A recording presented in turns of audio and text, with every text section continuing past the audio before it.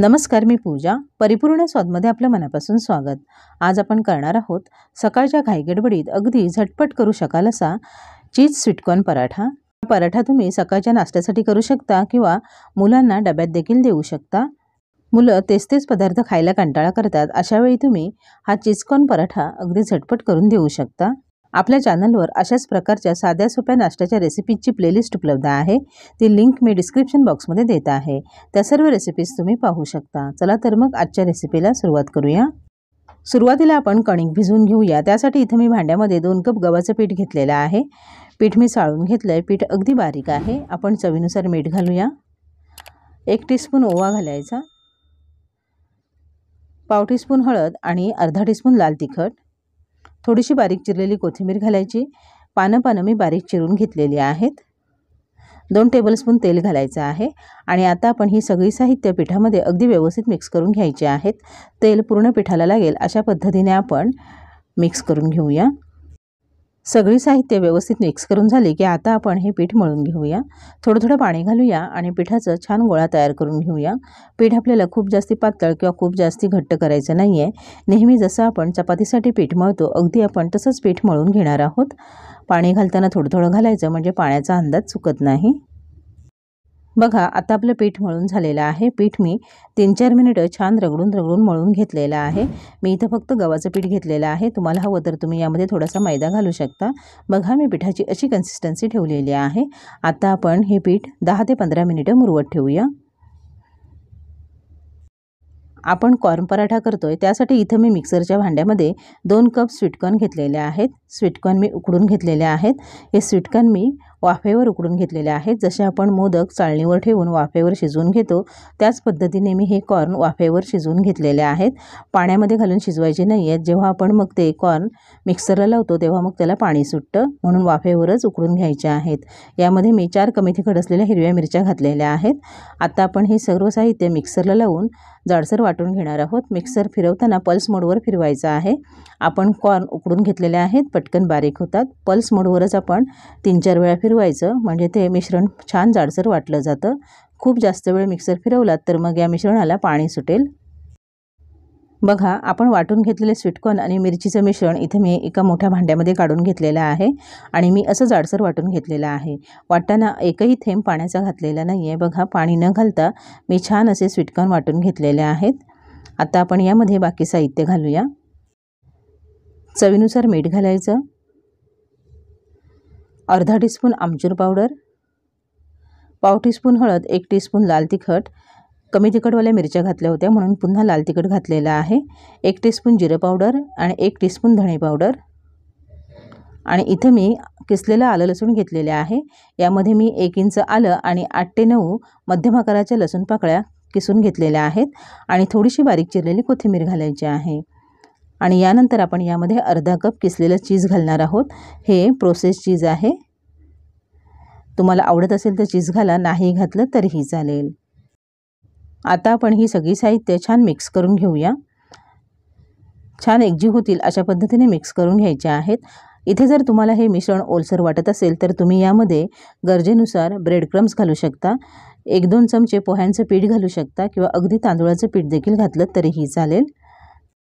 आपलं पराठ्याचं स्टफिंग तयार आहे. तुम्ही पाहू शकता आपलं हे मिश्रण खूप जास्ती ओलसर किंवा खूप जास्ती घट्ट झालेलं नाही आहे. 15 मिनिटं झालेत. आता आपण भिजवून घेतलेल्या पिठाकडे वळूया. बघा, आपलं पीठ अगदी छान मुरलं गेलेलं आहे. आधीपेक्षा थोडंसं सैलसर पण झालं आहे. हलकंसं आपण पुन्हा हे पीठ मळून घेऊया. पीठ मळून झालं मग आपण या पिठाचे गोळे तयार करून घ्यायचे आहेत. पराठा जसा तुम्हाला लहान मोठा हवा असेल त्यानुसार पिठाचे गोळे तयार करून घ्या. आता आपण पोळी लाटून घेऊया. त्यासाठी इथं मी लाटणं पोळपाट घेतलेलं आहे आणि आपण तयार पिठातला एक गोळा घ्यायचा आहे. तो कोरड्या पिठामध्ये घोळवून घ्यायचा आहे. खूप जास्ती पीठ लावायची गरज नाही आहे. एकदाच फक्त आपण गोळा पिठामध्ये घोळवून घेणार आहोत. आणि आता आपण पोळी लाटून घेऊया. बघा, अगदी सहज लाटली जाते. जशी आपण चपाती लाटतो त्या पद्धतीनेच आपण ही पोळी लाटून घेणार आहोत. आणि चपातीच्या जाडी इतकीच लाटायची आहे, खूप जास्त जाड लाटायची नाही आहे. बघा, आपली पोळी लाटून झालेली आहे आणि मी इतकी पातळ पोळी लाटले. तळाकडची बाजू आपण वर करूया कारण तळाकडे पीठ आहे. आणि आता आपण पराठा तयार करून घेऊया. तयार करून घेतलेलं स्टफिंग आपण या पोळीवर ठेवायचं आहे. जितकी पोळी तुम्ही लहान मोठी कराल तेवढं आपण यामध्ये स्टफिंग ठेवायचं आहे। इथं मी 2 टेबलस्पून स्टफिंग घेतलेलं आहे आणि चमच्यानेच अशा पद्धतीने आपण हे पसरवून घेणार आहोत। आपण त्रिकोणी आकाराचा पराठा करणार आहोत। स्टफिंगचा थर आपण जास्ती जाडसर किंवा अगदी पातळ पण करायचा नाही आहे। स्टफिंग कमी झालं तर मग पराठा खाताना फक्त पीठच जाणवेल आणि खूप जास्ती झालं तर स्टफिंग आतून कच्चं राहील। बघा मी अशा पद्धतीने स्टफिंग पसरवून घेतलेलं आहे। आता आपण पोळी दुमडून घेऊया। आपल्याला त्रिकोणी पराठा करायचा आहे। अशा पद्धतीने एका बाजूने दुमडायची आणि मग दुसरी बाजू अशा पद्धतीने दुमडून घ्यायची आहे। कोपरा जर वाढत असेल तर तो असा दुमडून घ्यायचा आहे। गरज भासत असेल तर तुम्ही इथे पाणी लावून पोळीची दोन्ही टोकं एकमेकांना चिकटवू शकता। आता आपण अशा पद्धतीने पराठा फोल्ड करून घेऊया। जास्तीची टोकं अशी दुमडून घ्यायची आहेत आणि हलक्या हाताने प्रेस करायचा आहे। हे पराठे आपण आधीच सगळे भरून घ्यायचे नाही आहेत कारण आतलं स्टफिंग थोडंसं ओलसर आहे। एक पराठा भरून तयार करायचा, तो तव्यावर घालायचा आणि मग दुसरा पराठा लाटून अशा पद्धतीने तयार करून घ्यायचा आहे। सेम पद्धतीने पोळी लाटून घ्यायची आहे। गरजेनुसार यामध्ये स्टफिंग भरायचं आणि त्रिकोणी आकारामध्ये पसरवून घ्यायचं। स्टफिंग पसरवून झालं की त्यानंतर आपण अशा पद्धतीने पोळी दुमडून घेऊया। हे पराठे सकाळच्या घाईगडबडीत अगदी झटपट तयार होतात। फक्त तुम्ही रात्री स्वीटकॉर्न उकडून ठेवाल तर अगदी 10 मिनिटांमध्ये तुम्ही हे पराठे करू शकाल। मस्त खमंग खुसखुशीत असे हे स्वीटकॉर्न पराठे होतात। बघा आता आपला हा दुसरा पराठाही तयार आहे। आपण आता पराठे भाजून घेऊया। पराठे भाजून घेण्यासाठी इथे मी गॅसवर तवा मीडियम फ्लेमवर मीडियम गरम करून घेतलेला आहे। यामध्ये आपण अर्धा टीस्पून बटर घालूया। सुरुवातीचा पराठा घालताना आपण बटर घालायचा आहे। तवा जुना आहे, पराठा तव्याला चिकटू शकतो म्हणून मी आधी बटर घातलेला आहे। थोडंसं बटर पसरवून घेऊया आणि मग आपण तयार पराठा अगदी अलगद ठेवायचा आहे आणि गॅसची फ्लेम लो टू मीडियम करून पराठा पलटून दोन्ही बाजूनी अगदी छान खरपूस असा भाजून घ्यायचा आहे। हाय फ्लेमवर भाजायचा नाही आहे, लो टू मीडियम फ्लेमवरच पराठा भाजून घ्यायचा आहे कारण आपण ही पोळी मध्ये दुमडलेली आहे। दोन्ही बाजू अगदी आतपर्यंत व्यवस्थित भाजल्या जाव्यात म्हणून कमी फ्लेमवरच आपण पराठा भाजून घेणार आहोत। साधारण 30-40 सेकंदांनंतर आपण आता हा पराठा पलटून घेऊया। बघा तळाकडून अगदी मस्त रंग आलेला आहे। दुसऱ्या बाजूने देखील आपण असाच पराठा भाजून घेऊया। गरज लागलीस तर तुम्ही अजून थोडंसं बटर घालू शकता। इथं मी बटर घेतलंय, तुम्ही तेल घेतलं, तूप घेतलं तरीही चालेल। थोड्या वेळाने आपण पराठा पलटून घेऊया। बघा तळाकडून अगदी छान भाजला गेलाय, सुरेख रंग आलेला आहे।